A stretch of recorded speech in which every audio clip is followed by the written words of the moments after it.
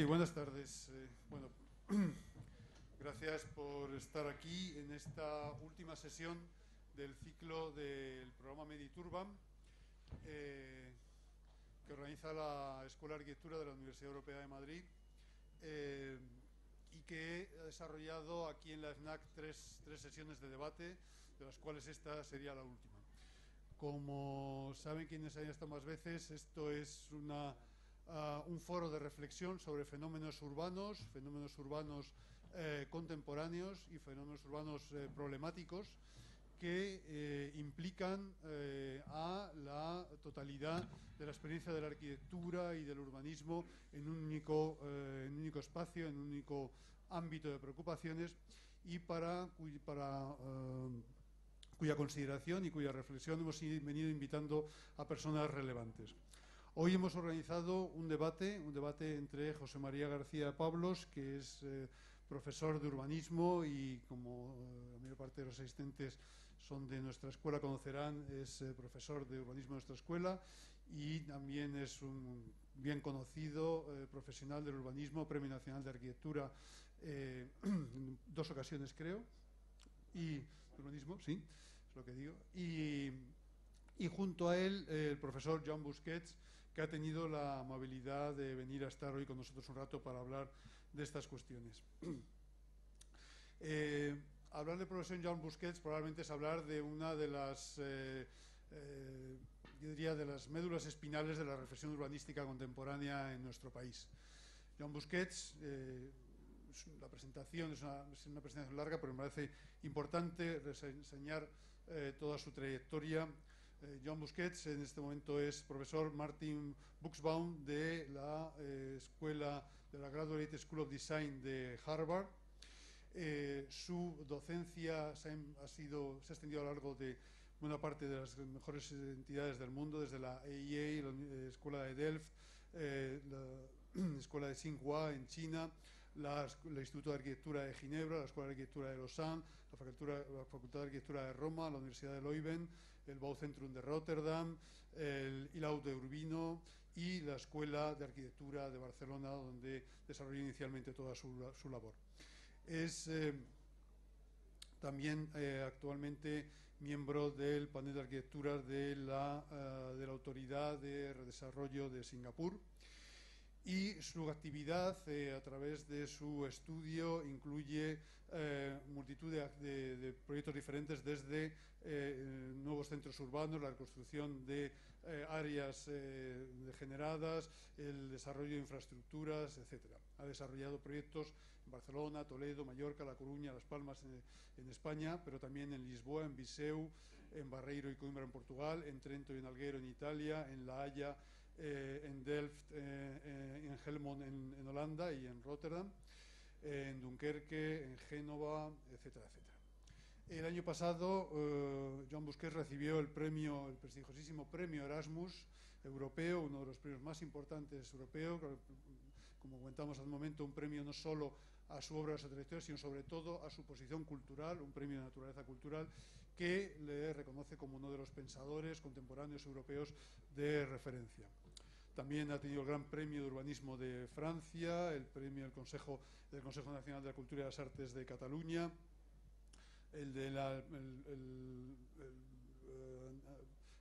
escudo antiguo de la ciudad de Trento, el escudo antiguo de la ciudad de Trento, la cátedra Luis Barragán de Guadalajara en México, etcétera. Aparte de también el Premio Nacional de Planeamiento por el Plan de Lérida y por el proyecto para San Josep en Barcelona.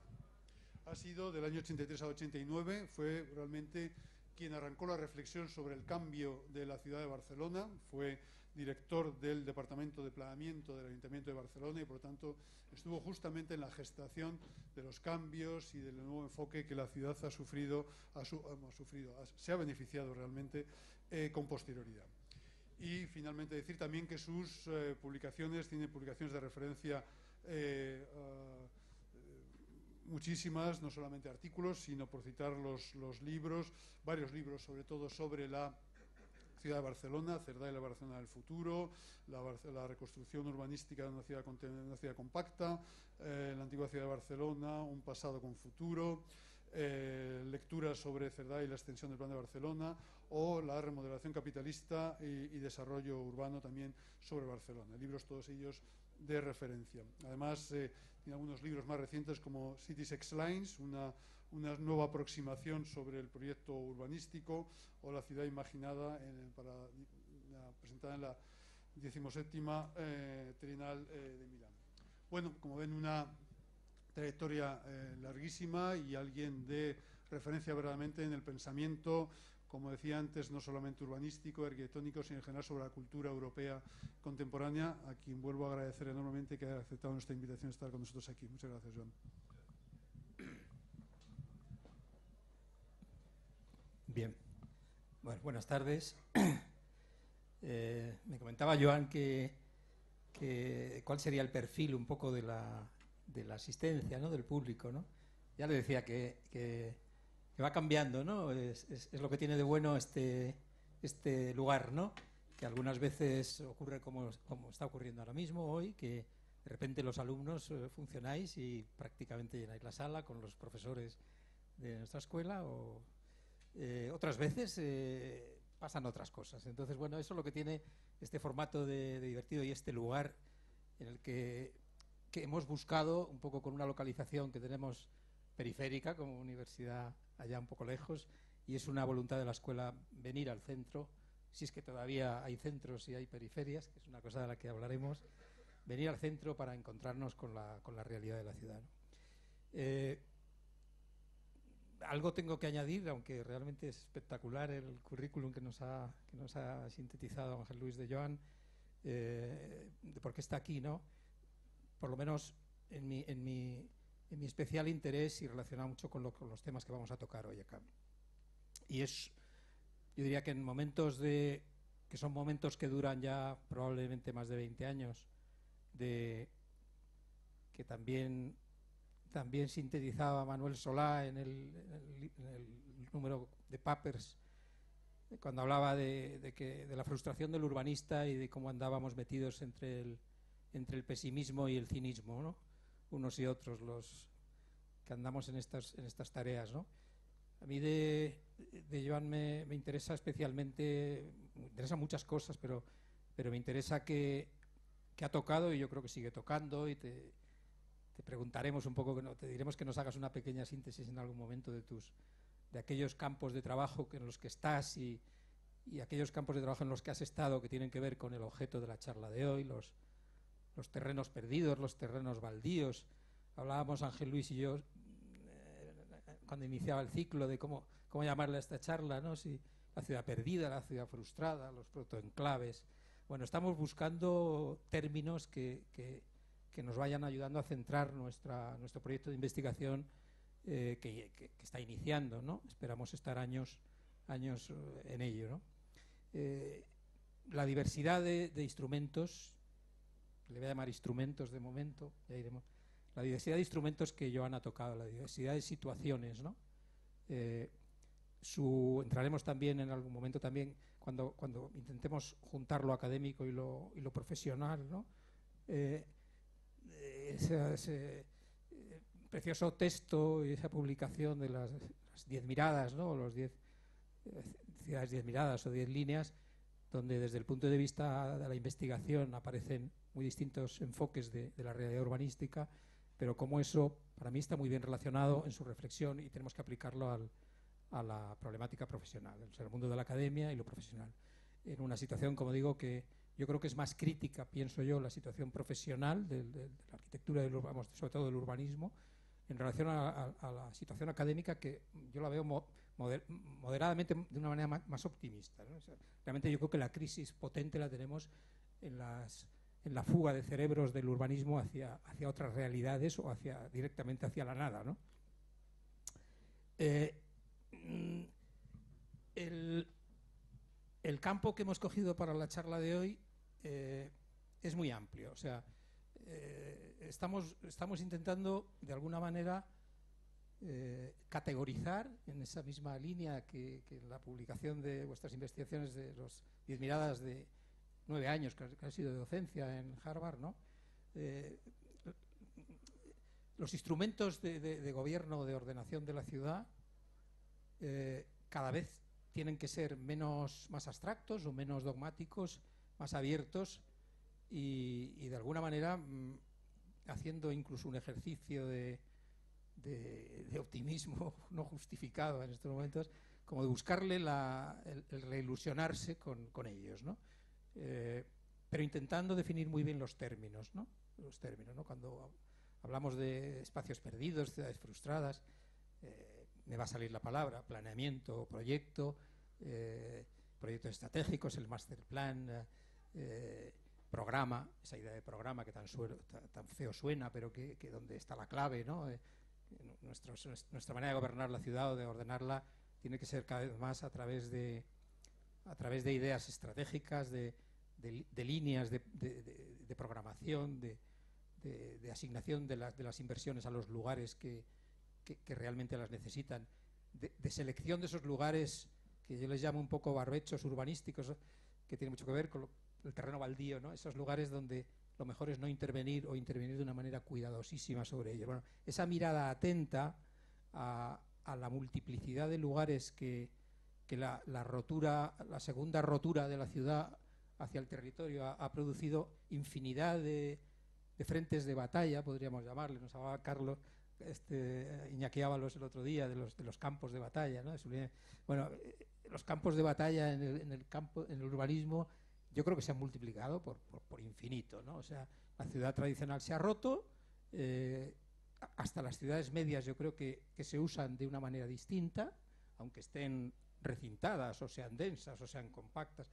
La ciudad se usa de otra manera, la movilidad explotó y se han creado, yo diría, 1000 frentes de batalla a los que hay que atender, no sé desde qué figuras, pero desde las cabezas de los profesionales y los políticos y la gente, que de alguna manera tiene que estar en la toma de decisiones, cómo seleccionar los lugares, cómo mirarlos, cómo identificarlos, cómo categorizarlos.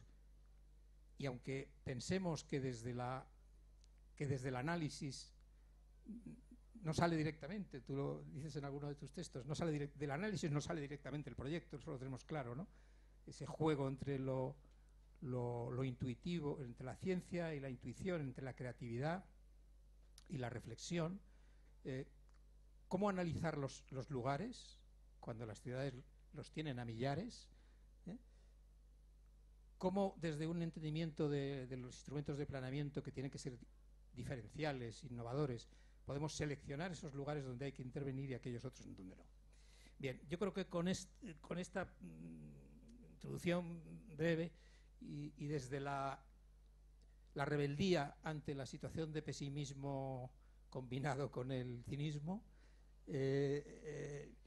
yo te preguntaría, Joan, antes de entrar a categorizar, hacer un repaso categorizando estos lugares que llamamos lugares perdidos, que también todavía estamos en la búsqueda de qué estamos queriendo analizar en nuestro proyecto de investigación.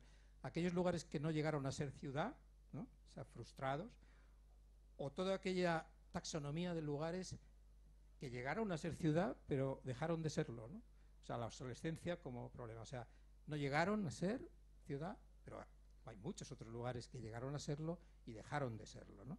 Entonces ahí encontramos un abanico tan amplio que luego podemos podemos intentar categorizar con tu mirada Harvard, por decirlo de alguna manera. Antes de entrar en esa categorización, yo te preguntaría ¿cómo nos podría resumir tu reflexión sobre el marco social, político, urbano, profesional, académico, en el que son muchas preguntas en una, las podemos ir desbrozando?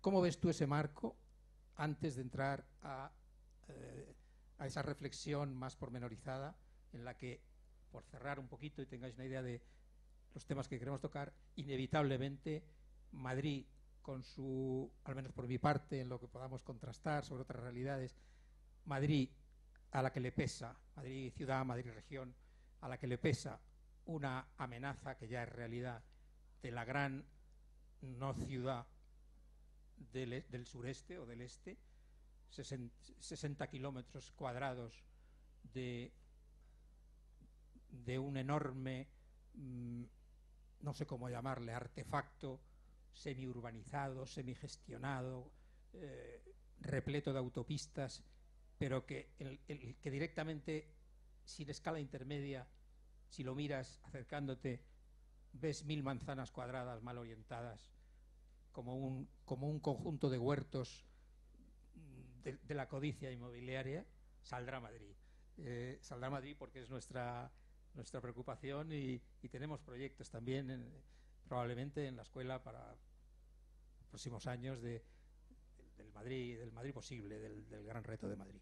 Bueno, bien, ¿cómo verías, y perdón, me he alargado mucho, espero ser más conciso en las siguientes intervenciones, en qué marco nos sitúas tu visión de la ciudad, del territorio y tu propio pensamiento? Bien, bueno, gracias, Xema. Gracias, Ángel Luis, por la presentación y la invitación. Siento porque mi voz está un poco, como es el invierno todavía, el que me está amenazando. ¿Sí? Yo soy un hombre de primavera y de verano. ¿Sí? Por eso me lo paso, es lo único que me pasó mal en Boston. No, yo creo que el tema que vosotros habéis planteado me parece que es un tema realmente de peso, impactante, y que, aunque nos parezca siempre nuevo, porque cuando descubrimos un tema siempre nos parece bueno, que aquel tema nunca ha pasado antes de. Yo creo que las ciudades han tenido ya estas fases antes, nunca son iguales, pero han tenido estas fases donde ha habido procesos expansivos exageradamente o desproporcionados y desarticulados. Y este creo que es el caso. Yo desgraciadamente no conozco, he visitado alguna vez, pero la última vez estuve quizá 4 o 5 años en este sector pasando un poco para ver, y realmente quedé impresionado. Sobre todo quedé impresionado por la cantidad de grúas, porque mi oficio, yo cuento siempre las grúas, decía, llegaba a contar decenas de grúas, pero marchaba un par de kilómetros y otra vez contaba. Entonces esto es lo que me impresionaba a mí, son las grúas, porque sé que detrás de grúas pasan muchas cosas, ¿no? Pero simultáneamente, y preguntaba a los amigos de aquí de Madrid, decía, ¿pero qué pasa? Y la respuesta es decir, no, todo se vende. Porque la respuesta era, tanto la máquina funcionaba porque nos imaginamos que si se vende o si hay hipotecas que ya funciona, y no es verdad. Yo creo que aquí yo me gustaría dejar claro que hay una cierta irresponsabilidad de muchos sectores en este sentido. Yo y paso página, pero me parece, tampoco querría dejar de pasar una cierta autocrítica nuestra como personas interesadas en el mundo y comprometidas en el desarrollo de la ciudad, que unos ciertos warnings se tenían que haber hecho notar. Es decir, señores, esto no va a ningún lugar. No sé si hubiera cambiado nada, pero creo que hay que ser autocrítico. En general, el mundo profesional nuestro ha pasado muy cómodamente con este, pues ha dicho, hoy la crisis, la burbuja, imaginar. Vamos a analizar un poco, pero lo dejo para los historiadores, no me interesa ahora en ese momento sacar. No, querría destacar que me parece a mí que esa discusión quizá debería situarse también en el cambio que este puede suponer una situación como la que tú estabas reflejando en ese momento respecto al modelo de la ciudad grande europea. En general, yo creo que hay que entender que la ciudad europea, que llamamos normalmente la ciudad de Centro Europa y del sur de Europa, es una ciudad que siempre ha tenido un perfil alto en el centro y bajo en la periferia. Son ciudades como una pirámide en términos de valor. El centro es bueno, la periferia normalmente, en Europa la palabra periferia es negativa. En Norteamérica es todo al revés. El modelo es a la inversa. El centro está considerado poco interesante y la periferia, que tiene un sentido muy positivo, le inventan una palabra, suburbia. Pero es una palabra muy positiva. En Europa, suburbia es negativo. Tanto incluso en sentido de las palabras, que antes Ángel Luis decía, es muy importante, es fundamental el sentido que tiene. Entonces, ante estos modelos, ha habido otros modelos que sobre todo después de la posguerra se han tratado de introducir, ¿no? Que han sido los modelos de la articulación del territorio.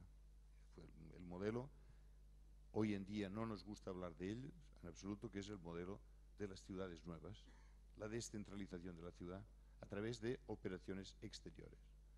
No nos gusta y ha pasado de moda, pero en este momento yo estoy ahora haciendo una investigación sobre esos temas en este momento, hoy, en el mundo hay más de 2.000 ciudades nuevas en construcción. Hoy. Y atención, en Europa hay más de 400. No nos gusta hablar, incluso inventamos palabras nuevas. En los últimos 10 años, en Holanda, se han construido 300 nuevas ciudades y les llaman Phoenix, porque no quieren oír nueva ciudad, pero 300. Cuando se dice Europa no pasa nada, está muerta, no se mueve nada, no es verdad.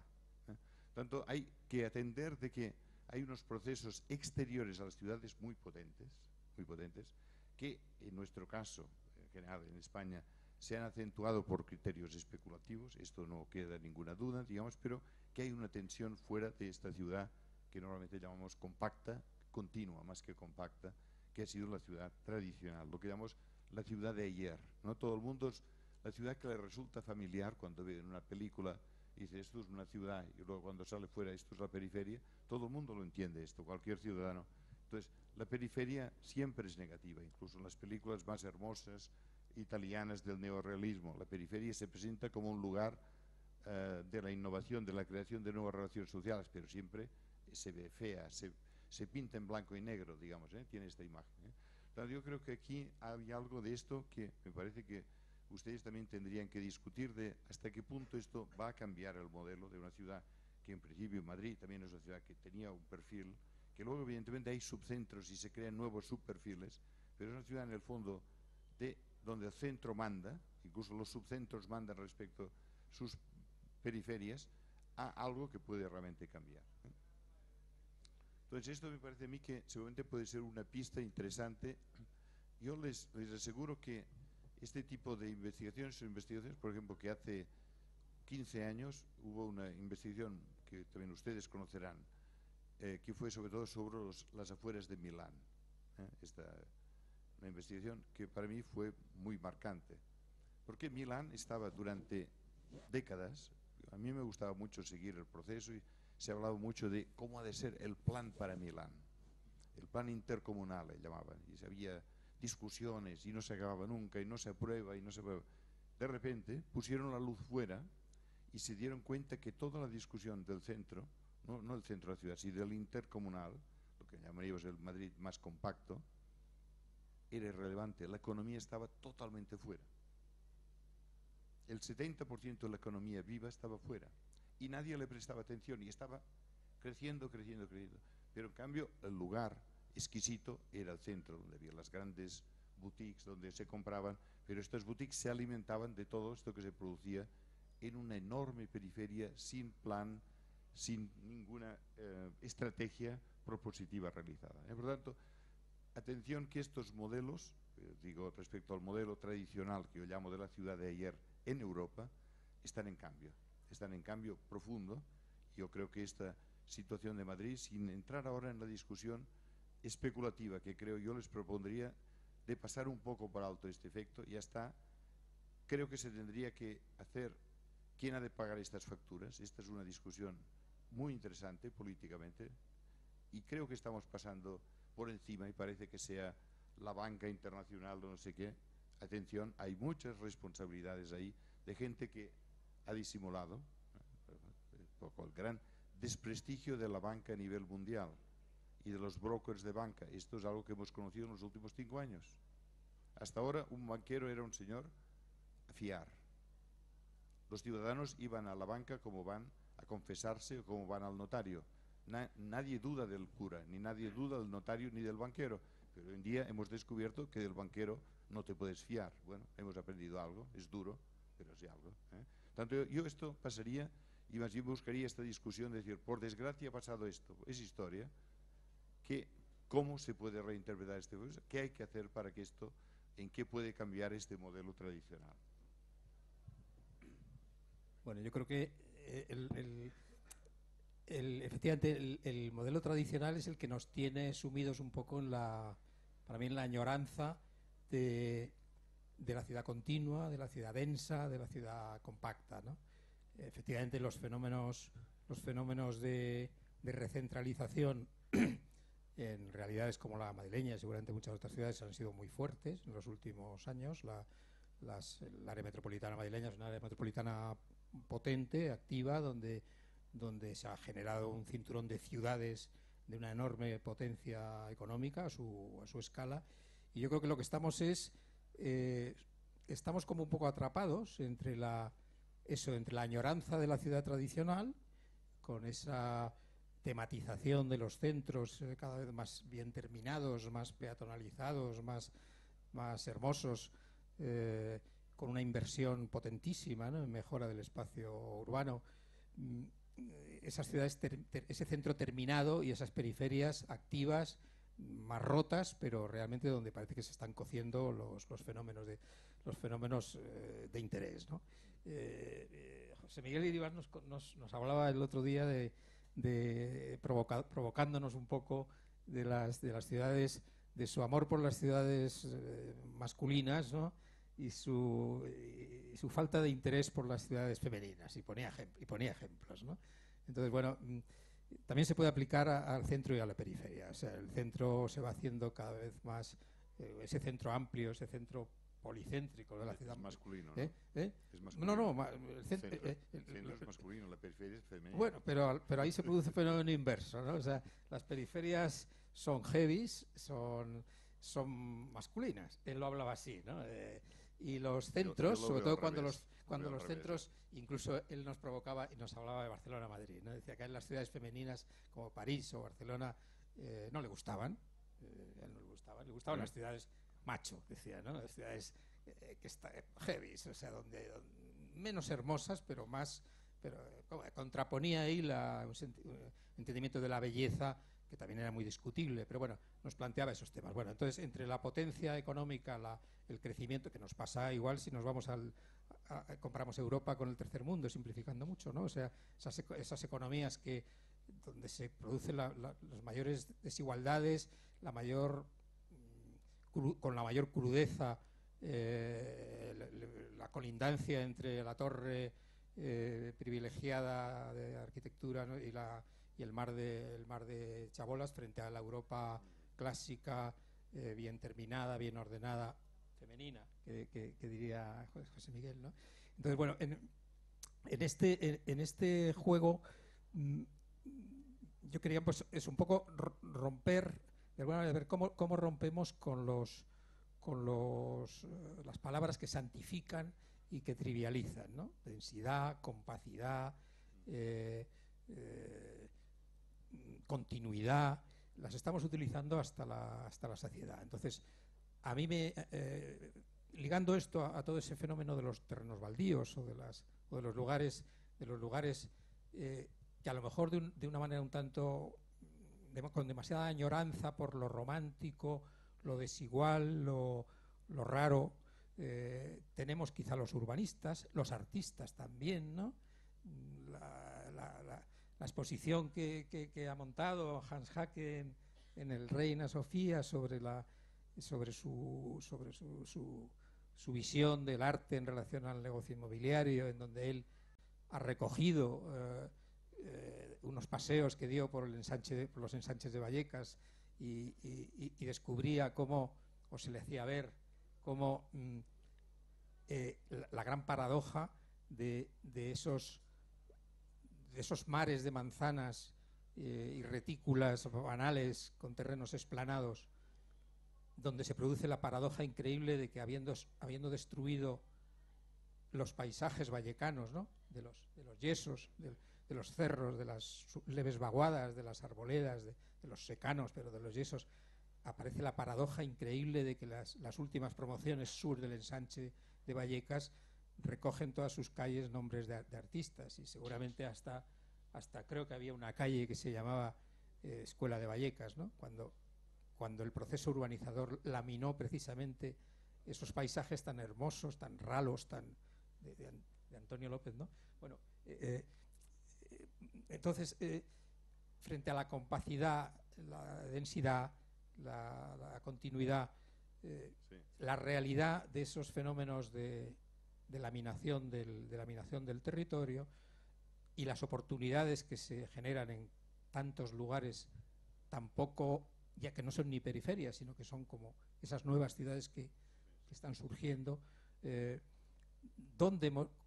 ¿cuál es el método de trabajo para detectarlos, analizarlos, seleccionarlos y conseguir que algún político se entusiasme con alguna idea que no sea la del simple, la búsqueda de la fuga hacia el exterior.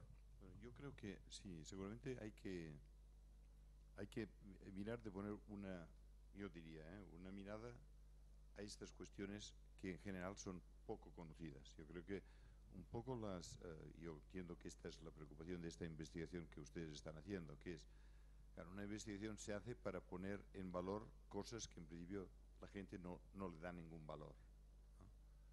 Por ejemplo, yo, mi trabajo, algunos de ustedes lo conocen, el trabajo que yo hice de tesis doctoral era un trabajo sobre las áreas autoconstruidas de Barcelona. A mí me interesaba Barcelona. Estaba en este grupo con Manuel Solá, desgraciadamente fallecido recientemente, pero una persona que me inspiró la profundidad del análisis. Es decir, nosotros hemos de mirar aquellas cosas que normalmente las personas no miran, para poderlas poner en códigos que las otras personas las puedan entender. Este yo creo que es nuestro trabajo. Pero no es por un solo hecho de refinar las cosas, sino porque a través de entender esto podremos saber interpretar cuál es el sentido de estas piezas, como ahora ustedes tienen aquí en Madrid, pero también cuál es la posibilidad de intervención sobre estas piezas. Yo creo que nuestro trabajo, sobre todo, es el trabajo del campo de la intervención. Esto lo llamamos normalmente de proyecto o del plan.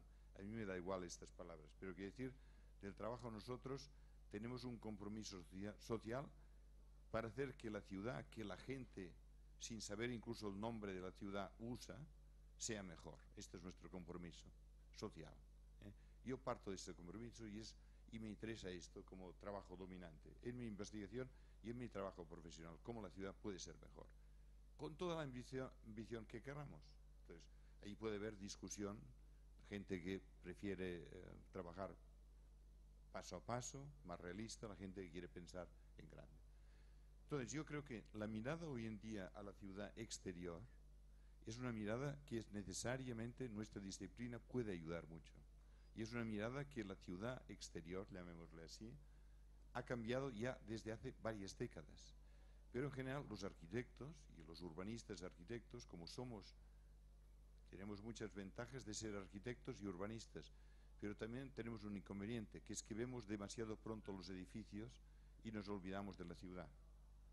Entonces, yo siempre digo, si miramos los edificios, mirémoslos cómo están en la ciudad y qué tipo de ciudad producen. Es lo que yo llamo arquitectura urbana o urbanismo arquitectura, me da igual.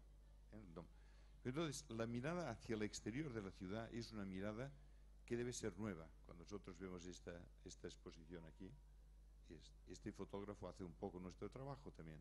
Nos hace mirar cosas que si él no nos la pone así de bonitas, no las miraríamos. Y a través de mirar esto descubro la riqueza del contraste entre este agujero negro, de la mina, de las distintas. Y esto me parece que es un trabajo fenomenal. El nuestro es un poco más complicado porque no solamente poner la estética de estos lugares de la periferia, que la gente en principio los considera negativos, sino es encontrar también motivos, encontrar también cuáles son los procesos que la han fabricado, pero también cuáles son los sistemas de intervención que la pueden mejorar, con escalas de intervención más poderosas, menos poderosas. Creo que si no se hace este análisis es imposible pensar en la intervención. Yo digo, si un tema no lo hemos analizado suficientemente, no hay derecho que la sociedad nos deje intervenir. Yo estoy siempre muy molesto cuando llega un arquitecto, normalmente a una ciudad, llega a la ciudad, le enseñan un poco y dice, yo la veo de color verde, o yo la veo con edificios altos. Sin vergüenza. No se puede decir esto. Porque hay alguien que se lo cree, porque lo dijo el señor X, parece que no se puede, esto no es serio, ¿eh? Y nuestro trabajo es un trabajo muy serio y la sociedad nos da esta confianza porque y nosotros nos la hemos de merecer, nos la hemos de ganar, si no, no tenemos derecho a tenerla, ¿eh? Tanto yo en este sentido reclamo una mirada nueva a estos procesos, una mirada que muchas veces desde un punto de vista de la arquitectura a lo mejor lo que tú decías son manzaneros banales o no sé qué, pero démosle una vuelta y otra vuelta y otra vuelta y a lo mejor descubrimos otros valores positivos, ¿eh? Tanto ahí es donde la discusión a veces, yo creo que ayuda mucho ver cómo los fotógrafos lo hacen. Pensemos que cuando un fotógrafo se pasa para hacer una barriada o el Valleca Sur, se tiraría probablemente 3 semanas de trabajo allá, y por el día, por la noche, cuando le da el sol y no da el sol. Hagamos lo mismo. Cuando está habitado, cuando no está habitado, que la gente piensa, que no sé. No porque una encuesta la gente me va a hacer mi opinión, no, pero sin duda algo más me va a dar sobre esta realidad, que es compleja. Por lo tanto, yo creo que ahí es donde, pero yo creo que los valores, y yo estaría la innovación, evidentemente, nuestros propios conceptos que hemos utilizado en los últimos, no sé, décadas, o en los últimos 10 años, en favor de la continuidad y tal, son conceptos a revisar. No es posible pensar de nuevo que la ciudad es una ciudad continua. La ciudad continua ha dejado de existir, a mi forma de ver, prácticamente desde la posguerra. Lo que pasa es que no nos hemos querido enterar. Y lo que hacemos, y así les enseñamos a los alumnos, cuando hacemos un estudio de un sector, ¿qué le decimos? Bueno, aquí para cerremos el barrio con una avenida, una ronda. Cerremos la ciudad, porque entonces a partir de la ronda será el campo y esto será la ciudad. Mentira, mentira, lo sabemos. Si miramos la realidad, no ha sido nunca así. En todo el siglo XX ya no ha sido así, pero nos hemos empeñado en cerrar las ciudades. Las ciudades son abiertas y hoy en día son más abiertas que nunca. Y si queremos pensar la ciudad hacia adelante, la ciudad hacia adelante es una ciudad súper abierta. El territorio, y por tanto quitamos de empezar a utilizar otras palabras, el territorio urbanizado es muy amplio. Es muy amplio. Donde los límites de Madrid hoy en día sería una discusión en sí misma. Donde acaban, para unos temas, los límites están muy lejos. Muy lejos. Porque hay unos sistemas de comunicación impresionantemente buenos. Y atención, que no voy a decir que estos sistemas tan potentes que hoy en día disfrutamos van a matar la ciudad, no, pero están cambiando la ciudad. En mi forma de ver, para mejor. Yo no creo, yo en este sentido soy optimista, absolutamente optimista. Creo que las ciudades están mejorando muchísimo. Evidentemente, entiendo que en ese momento estamos en un contexto muy difícil, socialmente y económicamente, pero no creo que que nuestra reacción a esta situación tenga que ser pesimista. Los grandes pensamientos sobre la ciudad y sobre muchas otras cosas se han producido en los momentos, llamaríamos, socialmente pesimistas, pero que han abierto otro campo. Yo creo que hay un tema ahí clave que ha sido que es el que quizá ha desbordado la capacidad de respuesta profesional a las demandas de la fuga de la ciudad hacia el territorio, ¿no? Es el salto de escala, ¿no? O sea, si analizamos por décadas los últimos 20 o 30 años, al menos en la realidad madrileña, ¿no? Si en los 80 estábamos manejando el fragmento de ciudad, ¿no? La pieza, ¿no? En torno a sectores de remate, de relleno, de consolidación, de creación de bordes, a lo mejor con un planteamiento, estoy de acuerdo contigo, como demasiado conservador, demasiado mimético con la ciudad ya perdida de hace 100 años, es la que no puede volver a ser, pero de alguna manera el tamaño del sector con el que nos movíamos y en el que los arquitectos nos movemos o nos hemos movido con comodidad, los 20 hectáreas, el fragmento, yo creo que le hemos sabido hacer.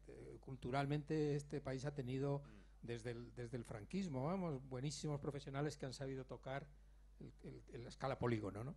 El problema es que en tan solo 20 años, en los 90 con un primer salto hacia las operaciones ya de 100 y pico hectáreas y increíblemente en el final de los 90-2000 con el salto suicida a las operaciones de 500 hectáreas, de 1000 hectáreas, cuando estamos hablando del posible aterrizaje de Adelson en el sureste, es que son 1000 hectáreas lo que piden, y las hay, están ahí puestas entre Mercamadrid, el Sánchez de Vallecas, aquí tienes el tablero de 1000 hectáreas con tus 2 autopistas.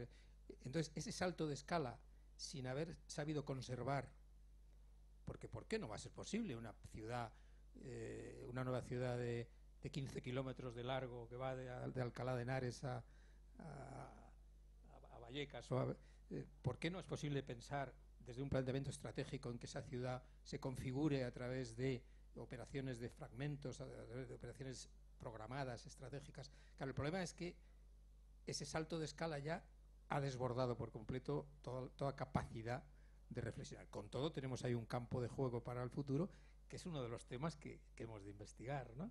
¿Cómo recomponer esa nunca mejor llamada ciudad frustrada, con sus infraestructuras, con sus explanaciones, con sus derechos, con sus juntas de compensación, y complementando por el extremo contrario al que tú decías, complementando la visión esa del fotógrafo o del artista que hablábamos, yo quiero sacar, o te plantearía un poco cómo hemos de jugar, cómo hemos de conseguir meter algo tan horrible, que suena tan fatal, supongo que a los alumnos os suena peor que a nosotros todavía, ese tema de la gestión urbanística, ¿no?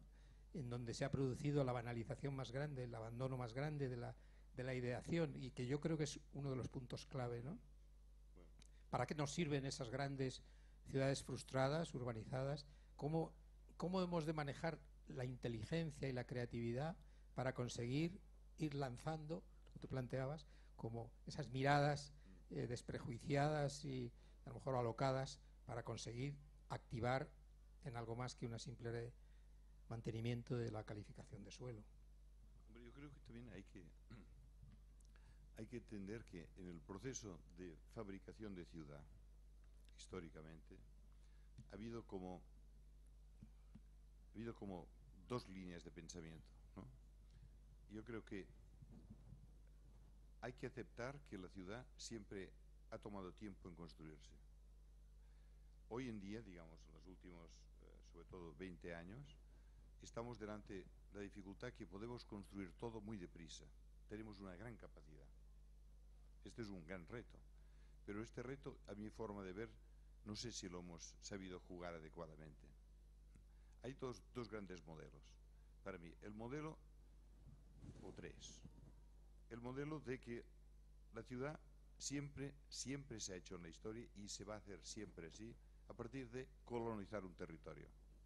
Tanto el acto de colonizar significa que le das a este territorio, desde un punto de vista estratégico, unas ciertas indicaciones.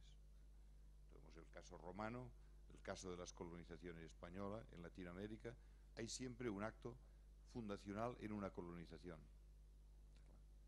Una colonización está hecha para durar. A veces ha habido procesos de colonización muy rápidos y otros más lentos. En este proceso de colonización hay sistemas de proyecto muy distintas. Después me puedo referir a ello, pero hay formas muy distintas entre ellas y algunas que son muy efectivas. Pero quiere decir, un territorio, hemos decidido que ese territorio va a crecer y desde un momento se hace una colonia, un elemento base que es un foco a partir del cual se genera una ciudad tan grande como Manhattan, y es una fundación igualmente. El otro modelo, que era un modelo absolutamente entendido, es entender que la ciudad se forma a partir de sistemas formales que cambian, donde se fabrica la ciudad transitoriamente. Nuestras ciudades, por ejemplo, lo que llamamos normalmente las ciudades con un crecimiento rápido, siempre se hacen con fases de transición brutales. Son lo que llamamos, lo que yo estudié en mi tesis doctoral, la autoconstrucción. Entonces yo descubrí, estudiando esto, que la autoconstrucción puede ser un sistema mezquino o puede ser un sistema inteligente, que es lo que yo llamo la ciudad transitoria, la ciudad que crece a partir de ella misma. Tanto no hay un hecho fundacional inicial, sino que un sistema que va cambiando completamente y puede llegar a formar una ciudad totalmente dinámica. No sé si este sistema es claro, pero es como crecen las ciudades en Latinoamérica. Una malla básica, la gente se hace una casa, la casa se multiplica, sigue creciendo, y vas allá al cabo de 30 años y ni lo conoces, pues una ciudad fantástica. Pero atención, ha habido un preproyecto para hacer esta ciudad fantástica.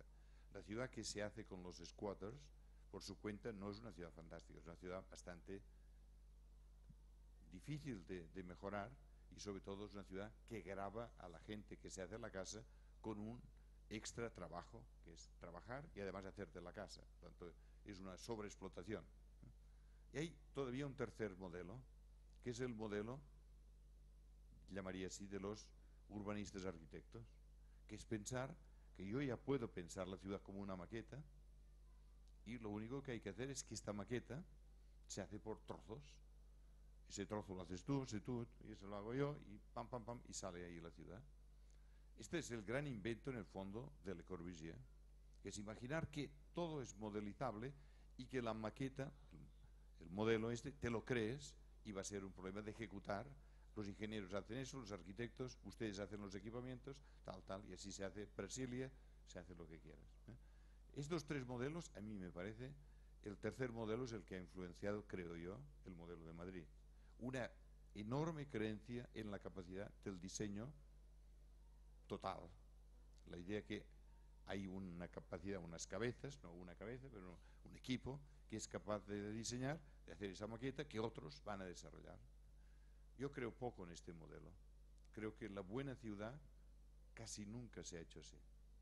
Sino las buenas ciudades se han hecho con los otros dos mecanismos, que son el mecanismo de aceptar que no hay para más, y por tanto yo haría una apuesta, a lo mejor lo que hay que hacer es este sector que ustedes están trabajando, tomarlo como un sistema de ciudad transitoria, con toda la lógica que significa lo transitorio, que hay que modificar, pero entonces hay que trabajar procesos de modificación que han de ser de escala pequeña, si no, nunca se producirán. Yo creo mucho en los procesos. Creo que la ciudad no se puede diseñar. Yo me considero un diseñador, yo soy una persona que me gusta mucho dibujar la ciudad. Pero entiendo que no se puede dibujar la ciudad si no la entiendo como un sistema de procesos, como un sistema que se llega a un objetivo y que inicias un proceso y no sabes dónde vas a llegar. Sabes un poco estas ideas básicas, pero no sabes. Y es una nave que va en este rumbo. Yo creo que estos dos modelos son modelos, para mí, no sé si son claras, porque no teniendo imágenes me resulta difícil con las manos explicarlo, pero creo que la fundación de la ciudad como hecho primigenio, que esto ha durado siglos y seguirá durando, digamos, la fundación es otro modelo, es un modelo que se pueden dar ciertas directrices a un territorio y a partir de esas directrices el territorio responde y las actividades se colocan, se mueven, se cambian, se producen. Y este me parece no hay más, digamos. Entonces, en este modelo puede haber también modelos rígidos, pero yo ahora estoy haciendo una investigación, un estudio sobre el proyecto que hicieron, lo que se llama el plan bicentenario. O sea, se han cumplido los 200 años del plan de Manhattan, de la que llaman la supergrid. Es una grid de una rigidez impresionante, que es la grid que ha producido, la malla que ha producido todo Manhattan. Es espectacular este proyecto, es un proyecto de 1811, es una gozada. Pero claro, es un proyecto de alguien que creía en unas dimensiones y se pulió kilómetros así, y hoy en día, esto lo he comprobado yo con mis estudiantes, la ciudad es exactamente como 1811. Por lo tanto, este hombre puso llamaríamos en un 2D técnicamente, en dos dimensiones, puso una componente de la ciudad y el resto es totalmente libre. Es un acto de diseño fundamental. Que una persona dice, no maquetas, no tal, no ideas, no proceso, no programa, no. 2D, con 2D se ha construido una de las ciudades mejores del mundo. Es una ciudad que no tiene centros. Manhattan no tiene centros. Bueno, el centro es el parque, ¿no? No tiene centros Manhattan. Se van formando con una lógica que es la lógica de los flujos. Es impresionante. Ya vamos a hacer una publicación y ya lo veréis. Es una cosa, estoy fascinado por un proyecto que ha sido capaz de resistir 200 años. Nadie conoce el diseñador. ¿Qué más da? No es lo importante el diseñador. Lo importante son las ideas. Nuestro trabajo es un trabajo de ideas y de ser capaces de poner estas ideas después de un análisis de una realidad muy racional, muy racional, que debe ser muy racional, ser capaz de que estas ideas convenzan, sean capaces y sean seguidas. Yo siempre creo, en general, el urbanismo se debe basar en ideas que la gente pueda entender. Y cuando la gente las entiende, las desarrolla, las adhiere. Luego hace sus tramoyas y cambia aquí, no sé qué. Bueno, esto es normal en la vida, somos humanos, pero lo importante es que las ideas estén claras, ¿eh? Entonces, yo utilizo este ejemplo solo para enseñar que a veces lo que podemos parece, cuando uno dice Manhattan, qué desorden, no sé qué, no es desorden, hay un orden impresionante, impresionante, bueno, que lo habéis mirado todos, pero es que yo lo he seguido con la computadora de punta a punta, digamos, ¿eh? Y hemos individuado los procesos de irregularidad que hay, y son mínimos, es espectacular.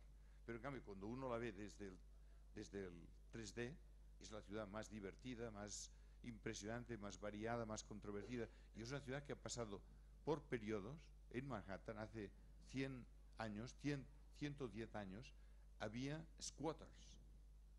He descubierto que había squatters. Estoy encantado, porque he visto que esto, la ciudad transitoria, puede también funcionar.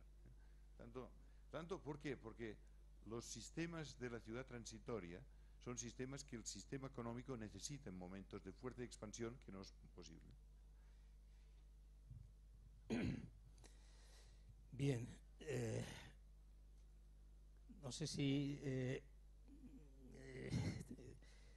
rematar un poco, nos hemos centrado, quizá porque yo he tirado un poco hacia el caso de Madrid, que me pesa mucho. Es muy interesante. Quizá estabas hablando de Manhattan y yo veía Manhattan como una enorme pieza, y estaba superponiéndola también con esa dificultad que tú hablabas sin planos, estaba superponiéndola por dejar rematado Madrid y luego podemos pasar quizá a volver a temas más genéricos, ¿no?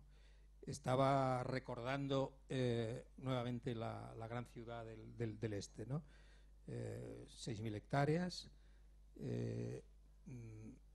probablemente más de 1.000 manzanas iguales, cuadradas, cerradas, que serán cerradas. No tiene un gran parque, ¿no? O sea, cuando tú proyectas, claro, cuando tú proyectas una ciudad de esa envergadura, ¿cómo puedes estar manejándote entre la manzana y ese enorme artefacto sin preservar determinados lugares para que ocurran cosas potentes, cosas que tengan una dimensión, con esa lucidez con la que después de esos más de 100 años, allá aparece un parque en medio, de modo que casi toda la ciudad tiene acceso a ese parque a una distancia mínima, ¿no? No es verdad. Bueno, no es mínima, quiero decir... No es verdad. O sea, es un vacío en el centro de una ciudad lineal potentísima. Has de andar 2 kilómetros, según donde estés. Sí, sí. Pero claro, ¿cuánto he de andar yo en el Nuevo Madrid ese para llegar al Retiro o a la Casa de Campo? No, pero yo creo que este lugar va a tener sus parques. Tampoco Manhattan nace con un parque. Ya, pero lo tiene, pero al final lo tiene. O sea. Al final lo tiene, también lo tendrá esta ciudad.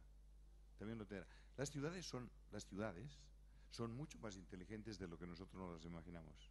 Las ciudades son inteligentes. Las ciudades siempre dan la vuelta a sus problemas.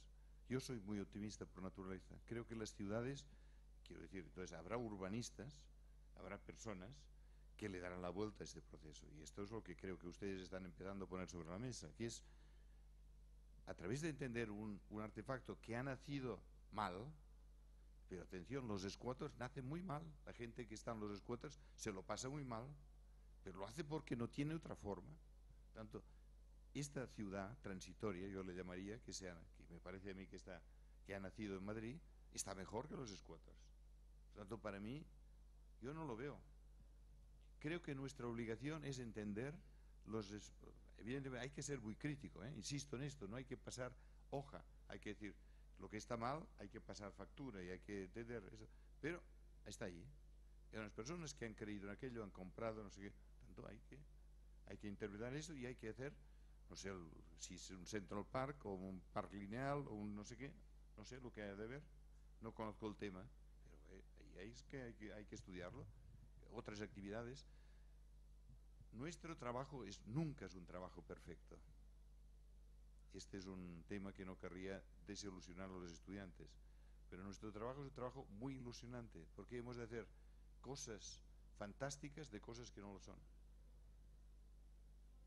peor lo tienen los médicos. Porque los médicos saben que van a trabajar con mi cuerpo, pero mi cuerpo está para morir. Pero yo trabajo con cuerpos, que son ciudades, que van a vivir más que yo, que van a resistir todo. Entonces, yo soy muy optimista. Creo que nuestro trabajo es un trabajo fantástico. Y nuestro trabajo es un trabajo que, si tomamos el compromiso con la sociedad, podemos hacer las sociedades muy, muy buenas. Y por tanto, yo ahí querría ser un poco crítico también con el cinismo de muchos amigos arquitectos urbanistas que dicen, bueno, es que el cliente me pide esto. Un arquitecto, por definición, es una persona que es llamada a hacer algo y que responde a la sociedad. Es pagado por un cliente, pero responde a la sociedad. Por tanto, no me vale, el cliente me pide esto. Si te pide tanto, tú tienes la obligación de convencer al cliente y tienes razones suficientes como para demostrar al cliente que aquello se puede hacer así, se puede hacer así, se debe hacer así o así. Y la primera cuestión que uno cuando recibe, cuando también os pasa en el proyecto en la escuela os dan un listado y os dicen 15 habitantes por hectárea, tac, tac, tac, tac, tac. La primera cosa que hay que hacer es discutir el programa, porque muchas veces el programa está mal. Los ayuntamientos dicen, voy a hacer el plan parcial de este sector, el programa es este, al plan general. Lo primero que has de hacer es revisar el programa, porque muchas veces debes darle la vuelta al programa. No quiero decir que vais a cambiar todo, pero hay que ser crítico en cada nivel. Esta es nuestra obligación. Si no, no cumplimos con nuestro compromiso social. La sociedad nos pide a nosotros que tomemos en serio los temas estos, los temas de la movilidad, los temas del medio ambiente, son temas que están sobre la mesa. Y si dejamos el medio ambiente o la movilidad a los especialistas, van a producir de nuevo las mismas cosas, que será las autopistas de la movilidad, las autopistas de la ambientabilidad. Vamos a volver a entrar en esto. También hoy en día hay una cierta disociación. Pensemos que hace 30 años nuestro mundo disciplinar y académico estaba maravillado con las autopistas. Recuerdo, yo estuve visitando, pues, hicimos unos ejercicios el año pasado sobre Lisboa y unos temas de autopistas en Lisboa. Y fui a mirarme la revista más importante en arquitectura en los años 60, que era la revista francesa de París, Architecture d'aujourd'hui. Hay un número en el año 62, que os lo recomiendo que lo miréis, donde veréis donde los arquitectos que mandaban en Francia y en Europa, un gran amigo mío que falleció hace unos años, Bernard Thuillier, un gran arquitecto, estaba fascinado por las autopistas. Y el número está lleno de imágenes. Por tanto, hoy en día hay una nueva fascinación, siempre hay unas fascinaciones que emergen, que nosotros tenemos que seguir y estudiar, pero también mirarlas con decir, ¿cuánto de esto hay que poner?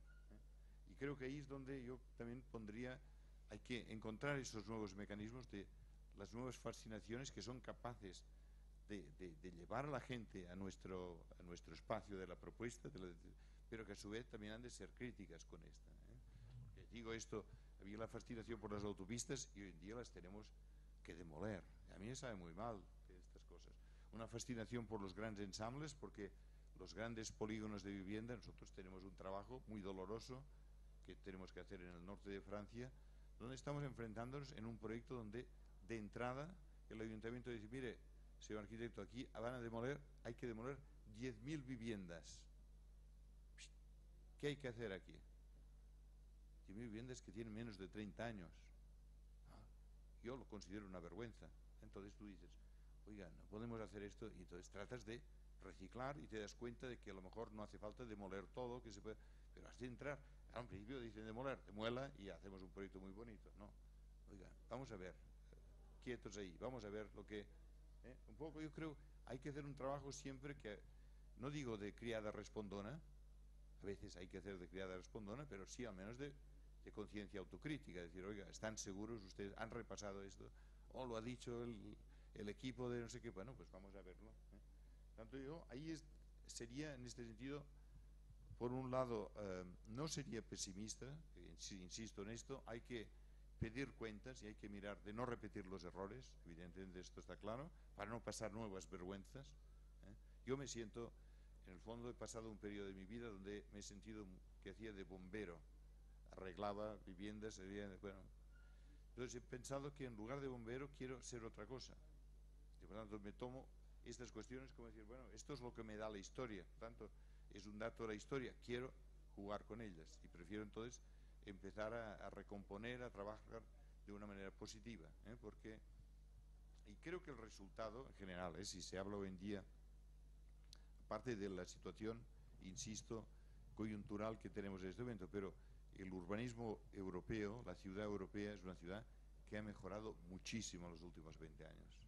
Debemos estar muy orgullosos de ello, muy orgullosos. Creo que nunca había avanzado tanto la ciudad como ha avanzado, también las españolas, incluyo, pero no me refiero que sea solo España, me parece que en general se puede hablar así, digamos, ciudades que han roto tabús, digamos, que han cambiado sus modelos, se decía siempre, en el sur está muy bien, la gente utiliza la calle porque la gente son alegres, pasábamos por alegres nosotros, porque es el clima, no sé qué, bueno, entonces te vas a Copenhague y la gente llena las calles, y en invierno ponen estufas en las calles para que la gente pasee. Oiga, es posible superar estos tabús, por tanto, ¿y qué se han hecho? Han puesto capacidad de diseño, han puesto ahí valor en estas cosas. Insisto ahí que me parece que yo haría una enorme defensa a la creatividad del diseño. Parece que nosotros hemos de ser capaces de ser autocríticos y a su vez muy creativos. Hemos de poner sobre la mesa cosas que la gente normalmente no piensa. Si nosotros seguimos la lógica de mi cliente me pide esto o mi alcalde me pide esto, estamos perdidos. Entonces el alcalde pide una banalidad y yo le tengo que responder con otra banalidad. Entonces, que has de crear unos nuevos modelos para convencer a aquel alcalde que aquello es mejor, o aquella asociación de vecinos que aquello puede ser mejor, digamos, porque si no estamos un poco sufriendo este paradigma. Hoy en día sufrimos en Europa estos temas que hemos inventado nosotros, que la densidad es mala, que el verde es bueno. Yo dudo mucho de estas dos consideraciones, porque la baja densidad produce una ciudad muy costosa, poco sostenible e imposible. Tanto, atención con los temas de la densidad. Yo mismo había, y confieso autocríticamente, había influenciado de esto, imaginaba, las ciudades tienen un tope. Bueno, no he encontrado nunca un tope en ninguna ciudad. He estudiado muchas ciudades muy densas y no he encontrado ningún tope. Pero depende de cómo está el metro, depende de cómo está, hay muchas. Por tanto, creo, y ahí está un poco donde la investigación, sobre todo universitaria, tiene que aportar nuevas ideas. La profesión nunca aportará ideas innovadoras, eso es muy difícil. La investigación está en la universidad, está en las tesis, está en la investigación, no hay otra capacidad, digamos, por lo tanto, creo que hay una capacidad enorme y la creatividad de los estudiantes es enorme. Creo, lo único que hemos de saber sembrar elementos para que ellos puedan agarrar, digamos, me parece que no, sí, estoy completamente de acuerdo contigo. Realmente de las escuelas de arquitectura de la universidad es donde tiene que salir esa creatividad, aunque sea provocadora o aunque renuncie en la gran escala o tenga que renunciar al manejo de muchas variables, ¿no? Que es otro tema que también académicamente lo tenemos siempre presente, ¿no? En nuestras discusiones, en nuestras preocupaciones. O sea, ¿qué es mejor? Abandonar la gran escala, la macroescala, ¿no? De la que tú estamos hablando, por la dificultad de producir propuestas viables o creíbles desde la investigación en una escuela de arquitectura, o no abandonarla, aunque los análisis, las investigaciones, la creatividad que tú planteas tenga que centrarse en unas pocas variables, pero rotándolas. Estoy volviendo a mirar la aproximación fotográfica a los territorios, ¿no? A gran escala, ¿no? Yo creo que no, yo creo que la gran escala es un tema donde el proyecto es necesario.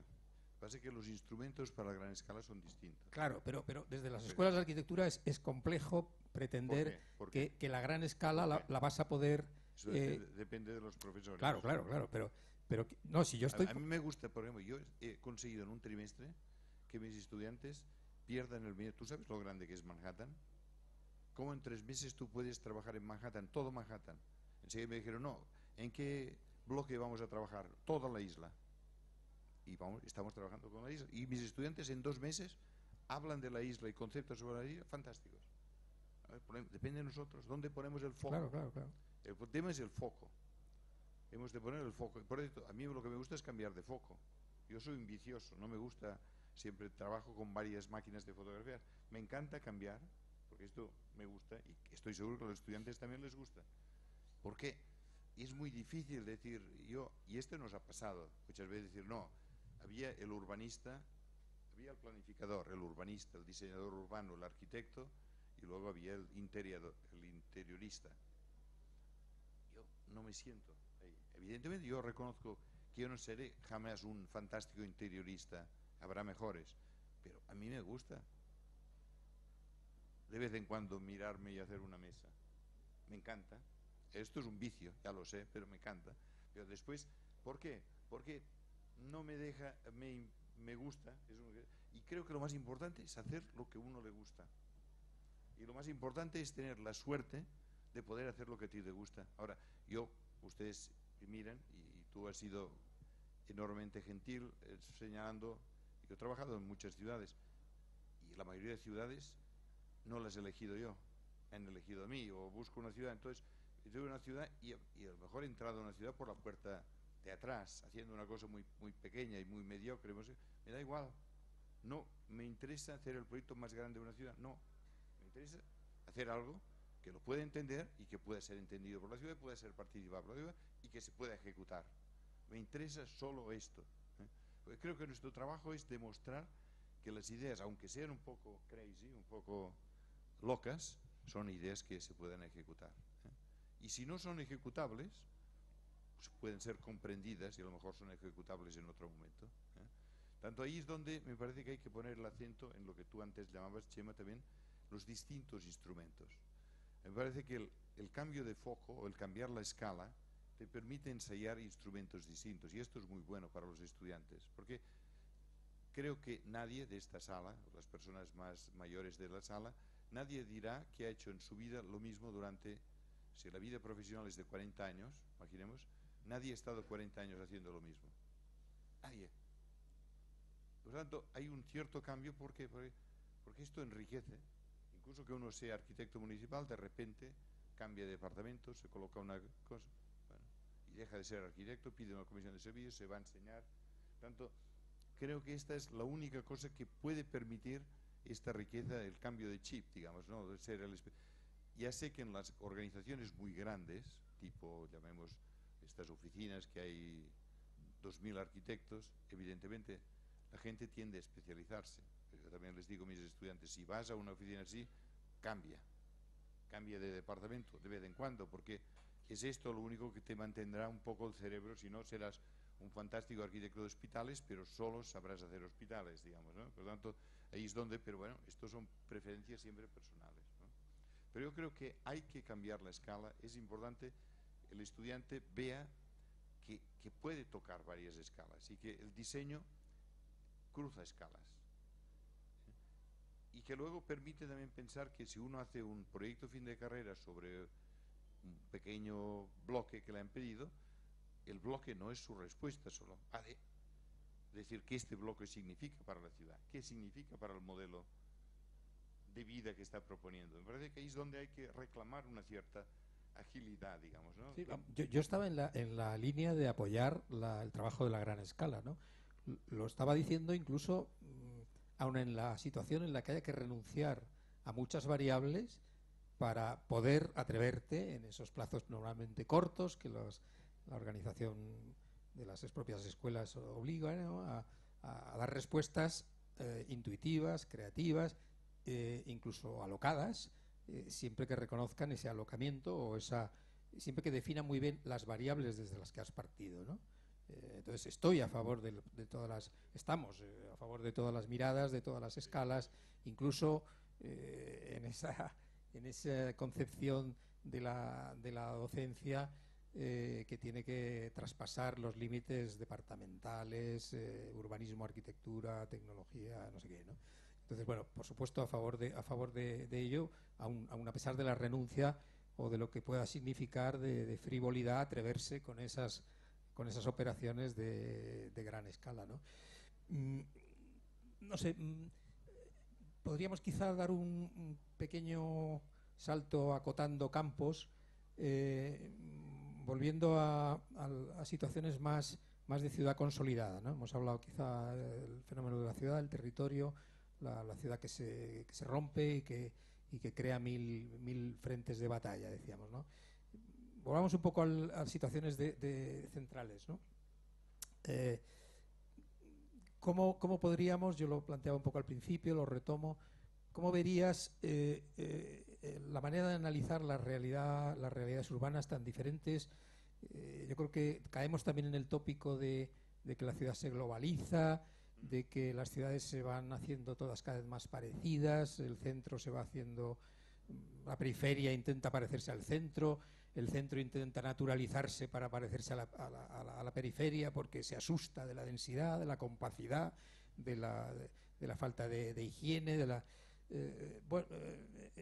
¿cómo podríamos ver desde la visión creativa que tú planteas, ilusionante, la manera de intervenir en las grandes áreas centrales, grandes ciudades, para evitar esa homogeneización? Bueno, entonces retomemos los conceptos que hablamos al principio: terrenos baldíos, fronteras, bordes de ferrocarril, frentes portuarios en el caso de ciudades marítimas, simples sucesiones de anomalías que hemos de ver, de microanomalías urbanas que hemos de verlas incluso en su capacidad también de ser como pequeños lugares de oportunidad, medianeras, fracturas, remodelaciones de las que nos hemos asustado, pero que hoy día, de verticalidades, horizontal, vertical, permeabilidades en tejidos. Bueno, ¿cómo piensas tú que la ciudad, ¿no? Cuando tú dices nosotros, te estás refiriendo a arquitectos, profesores también, ¿no? Academia.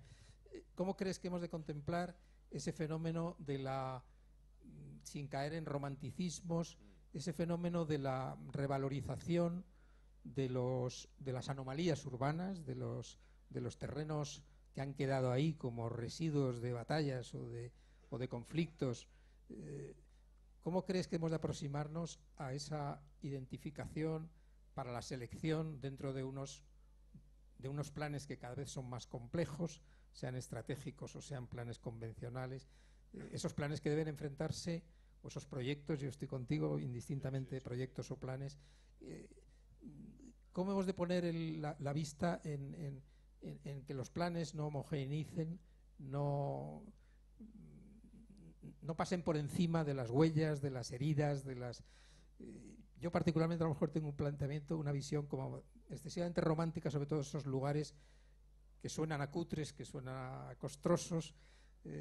Bueno, ¿cómo ves tú esa manera de entender la congelación, de alguna manera, para evitar que las ciudades, los centros de las ciudades, se conviertan, se mineralicen, se trivialicen, se hagan demasiado bonitos? Sí. Hombre, yo creo que este es un tema, a mí me parece, ahora, a principios, digamos, en el siglo XXI, me parece que este es un tema bastante maduro, al menos en Europa. Me parece un tema, yo me atrevería a decir, como poco innovador. Me parece que es un tema interesante, pero como tú bien lo describes, me parece que es un tema en el cual la investigación ha de ir un poco más allá respecto a los posibles cambios de modelo que el modelo fabricado sobre la protección de los centros, sobre la recualificación de los espacios, que yo creo que aquí se ha avanzado mucho, sobre todo en Europa, y creo que este es un modelo que está impactando América, digamos, más de lo que nos pensamos, tanto Sudamérica como Norteamérica, está incluso en Asia. Yo creo que aquí hay que darle una vuelta y por tanto quizá lo veo como un tema menos innovador. Yo personalmente lo encuentro, me parece que no van a pasar grandes transformaciones o grandes cosas. Ha habido una involución de lo que era, la gente abandonaba los centros y se iba a los nuevos lugares, en los sobre todo en las ciudades jardín, ¿no? Se demuestra que cierta clase social, y sobre todo lo que llamaríamos hoy en día en América les llaman los seniors, de más de 50 años, vuelven al centro. Y esto se está creando ya como una pauta, ¿no? Este es un fenómeno muy interesante de investigar, los seniors, algunos de aquí somos seniors, más de 50 años, porque lo que se demuestra es contra de los principios que habíamos imaginado, que la ciudad se proyecta con una idea de la familia o de las personas que viven. Resulta que el comportamiento en la ciudad cambia mucho según las generaciones. Es muy distinto cómo utiliza la ciudad la gente que tiene 20 años, los que tienen 30, 40, los que tienen 50, los que tienen... Es un cambio total. Por tanto, diseñar la ciudad existente ha de pasar por reentender también cómo podemos y cuáles son las estrategias, porque si no lo que nos va a pasar es que los centros antiguos van a ser centros de seniors peleándose contra los youngsters que van allá con la cerveza. Esto es lo que está pasando ya en este momento. Por lo tanto, hay también todo un sistema a repensar para quién se diseña la ciudad, cuál es el patrón de la ciudad y cómo podemos hacer ciudades que sean también no solamente interclasistas, sino intergeneracionales. Nosotros lo hemos tratado de aplicar en un proyecto y nos ha sido algo que era un proyecto donde teníamos que hacer en un lugar de estos, como estos que vosotros estáis imaginando, cómo podíamos conseguir mezcla de usos. Y a base de discutir también con clientes, que clientes decían, no, aquí esta zona para los abueletes, los seniors, aquí para los jóvenes. Decimos que a lo mejor era bonito buscar un sistema de mezclarlos.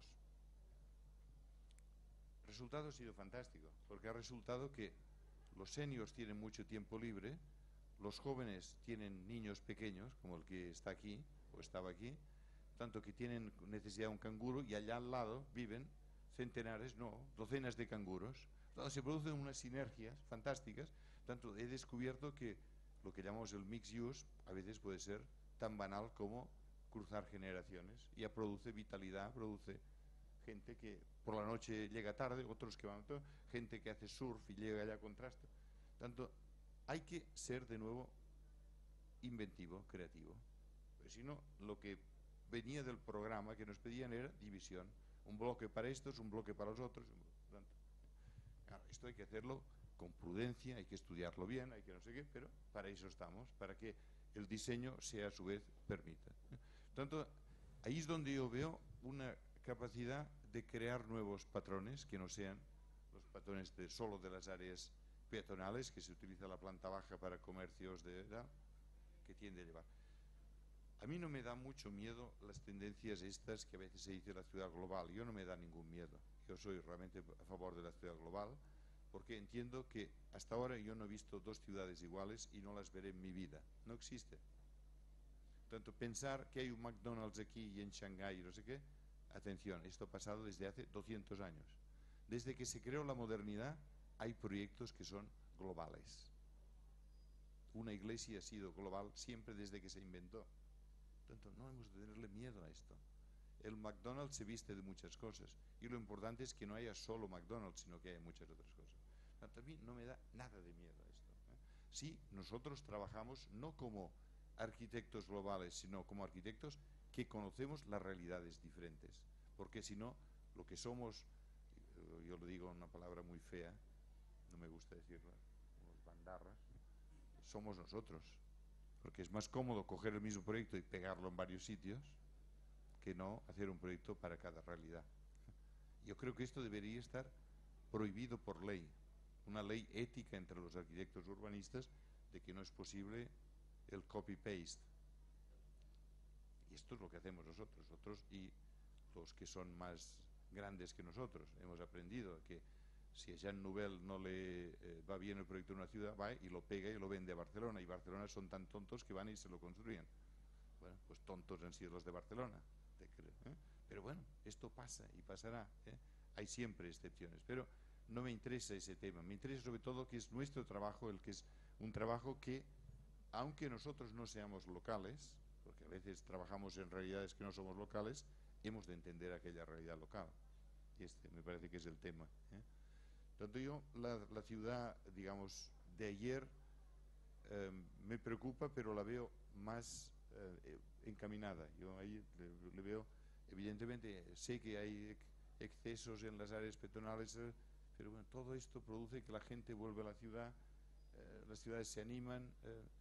Hay que ser crítico en lo básico y relajado en las otras cosas. En cambio, lo que me preocupa es que no veo que la ciudad que nace, la ciudad que sale fuera, nosotros estemos tan preparados para entenderla, para reorganizarla, para intervenir en ella, de una manera real y productiva, que dé resultados, porque también un poco esa idea del proyecto en la periferia, yo haré un buen proyecto y con un buen proyecto, digamos, de arquitectura resolver la periferia.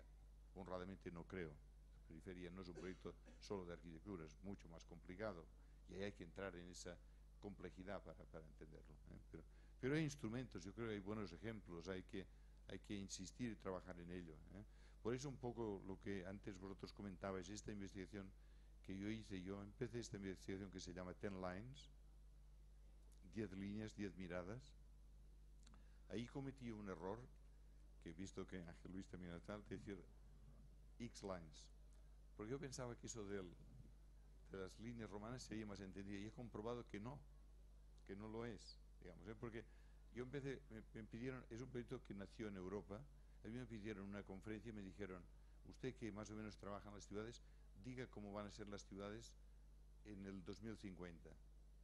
Me lo tomé en serio, pensé, dije, no, imposible, no soy capaz de responder a esto, no soy capaz, creo que nadie es capaz de responder a esto.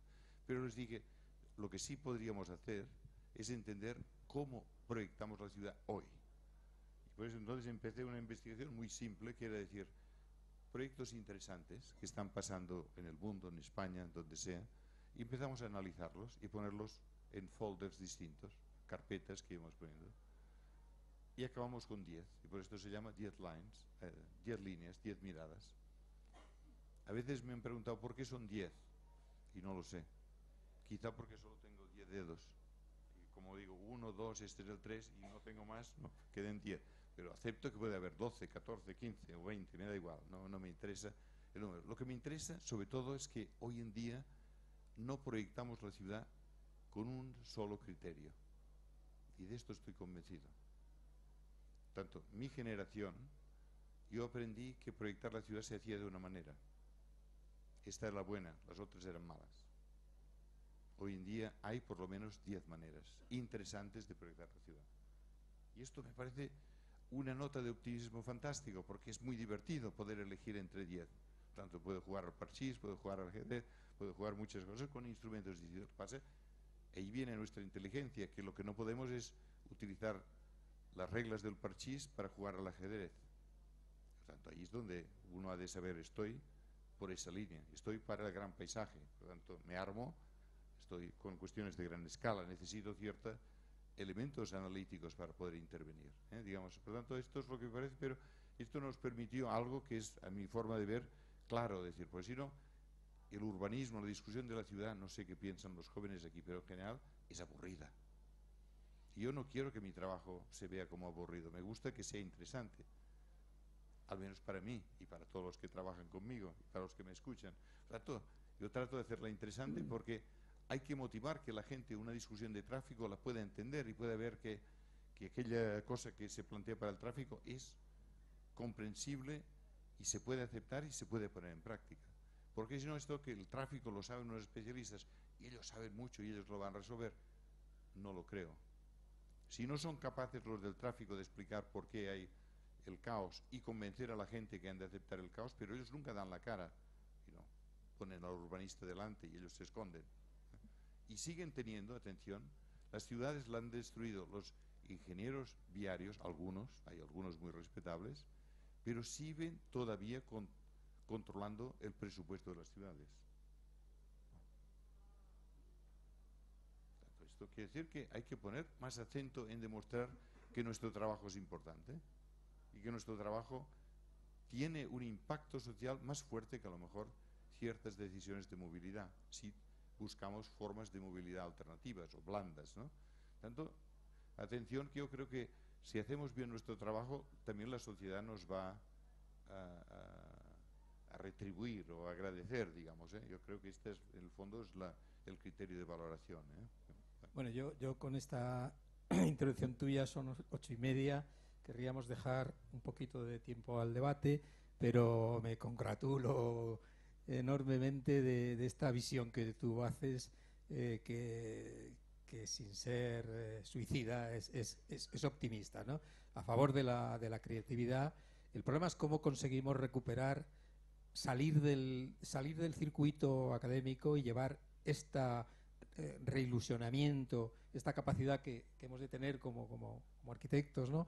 de meter imaginación y provocación de alguna manera en la atonía que más o menos nos rodea, ¿no? Bueno, yo creo que ahí está el reto, ¿no? El reto está de momento sembrar en las escuelas y la dificultad es como eso, profesional átono y realmente yo diría que hasta derrotado, ¿no? Derrotado por la cantidad de problemas y presiones. Bien, pues yo creo que damos paso a... Seguramente hemos dejado un montón de temas en el tintero, más por mi dificultad a lo mejor de lanzar todas. Creo que los objetivos en gran parte están cumplidos, Joan, por tu visión sobre todos estos campos. Damos paso al debate, ¿no? Preguntas. Sí. Tenemos 20 minutos probablemente largos, hasta que a las 9 tendríamos que cortar, ¿no? Pues venga, adelante. Bueno, empiezo yo aprovechando la proximidad al micrófono. Pues buenas tardes. Yo quería empezar felicitándome sobre todo por creo una especie de elogio que usted ha hecho al concepto, a la idea de proceso y a la centralidad del proceso, que yo comparto, sobre todo a la hora de querer hacer matices entre el urbanismo y la arquitectura.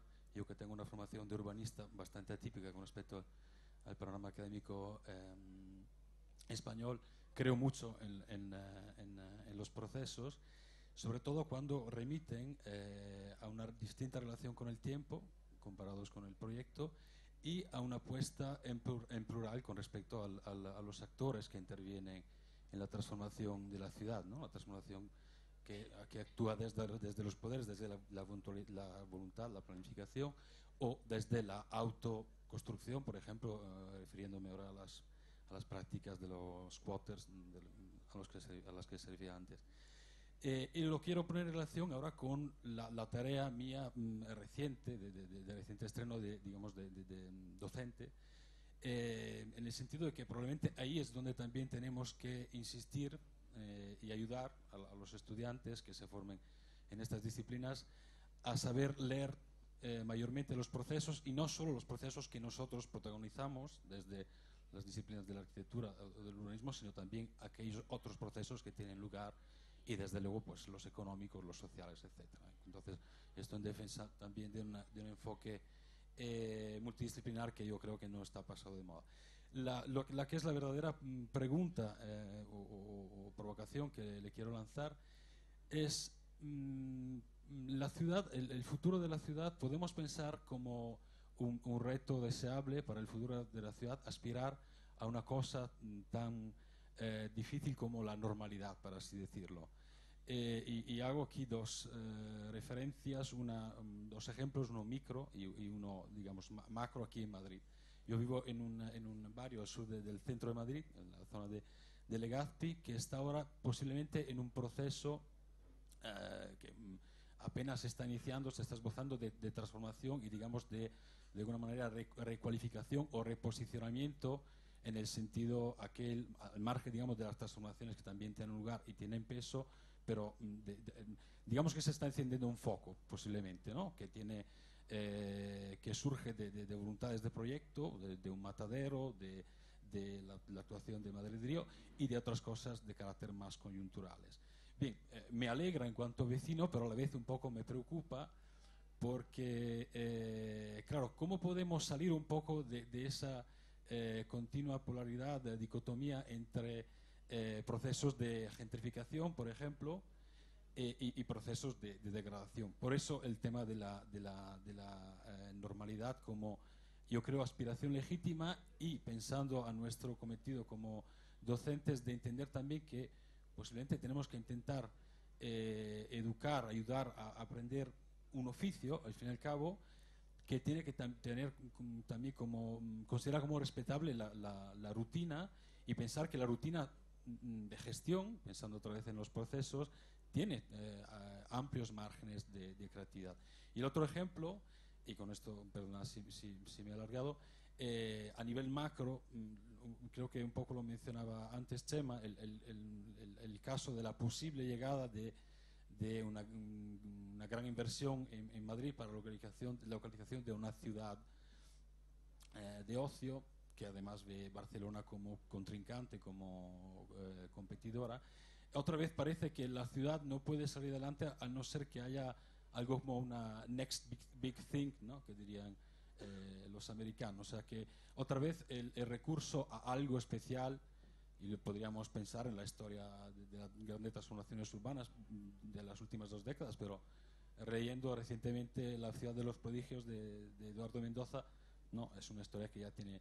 Bien, es posible que se abra una nueva etapa en la cual podemos apostar a la normalidad como una ambición legítima. Muchas gracias.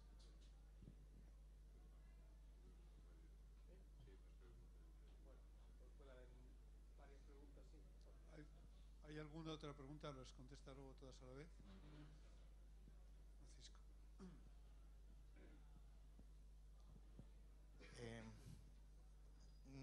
A mí me ha encantado oír el alegato que se ha hecho a que si no se estudian las cosas, no se sabe cómo es la realidad, es difícil intervenir en ella. Me ha encantado también saber que los dos estáis de acuerdo con que las cosas hay que explicarlas bien a los ciudadanos, hay que entender qué es lo que se está haciendo, y en ese sentido estoy de acuerdo con que efectivamente las visiones sectoriales muy simplificadas han sido más fáciles de explicar que a lo mejor la labor que nosotros hacemos como urbanistas.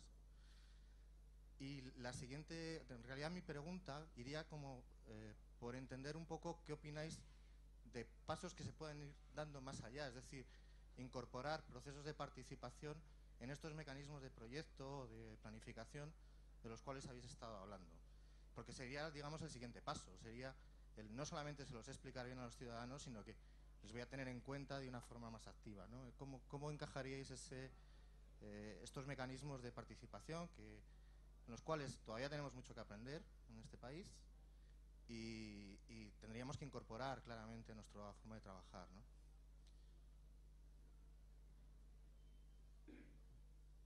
¿Alguno más quiere preguntar?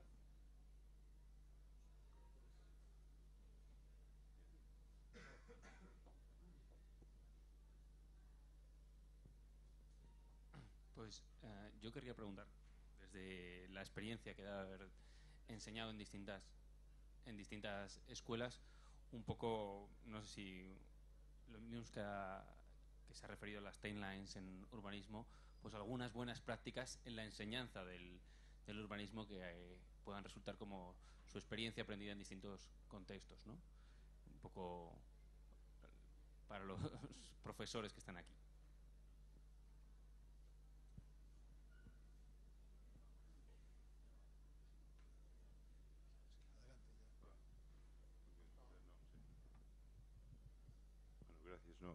No, yo estoy de acuerdo en la primera cuestión, es el punto de la normalidad. Me parece que es un buen concepto, empezar a entender que hay posibilidad de entender que la ciudad también es un lugar de conflictos ordenados, digamos, de conflictos, de situaciones de personas, y la ciudad siempre ha sido así, personas que se respetan. Evidentemente cada vez más, y yo creo que aquí ha habido la falacia de una cierta digamos, reglamentación a veces urbanística que ha permitido decir, no, es que esto es ilegal, esto no sé qué, y esto ha creado que en lugar de encontrar mecanismos razonables para hacer lo normal, se ha entrado, no, porque los decibelios son no sé qué, y entran en dificultades. Creo que hay que buscar la ciudad normal, porque las ciudades siempre cambian, porque las personas cambian, ¿verdad? Y hay procesos en las ciudades que son muy difíciles de prever, ¿eh? Tanto, lo único que sabemos, y esto es otra nota de optimismo, que si un trabajo nunca se va a acabar es el trabajo en la ciudad. Quizá no vamos a proyectar muchas arquitecturas, pero la ciudad necesita mucho trabajo, mucho trabajo. Y si no lo hacemos nosotros, lo harán otros que no están preparados para hacerlo. Yo no tengo ninguna idea de decir que no hay otras disciplinas que trabajan en la ciudad, pero no todas las disciplinas tienen las mismas capacidades. Tanto yo digo, los estudiantes, las tesis doctorales, que normalmente las tesis doctorales suelen ser muchas veces tesis de historia de la vida de un arquitecto, de historia de la vida de una ciudad, está bien, pero esto quizá los historiadores lo harán mejor que nosotros. Pero ¿quién estudiará el valor de los proyectos de una ciudad, sino una tesis doctoral, que pondrá antes, el después, las razones, los instrumentos, las ventajas, los inconvenientes? Tanto hay que fomentar los trabajos de proyectos y de tesis en lo que es nuestro campo, que es el campo de la intervención crítica, pero la intervención. Por lo tanto, yo ahí estoy totalmente de acuerdo.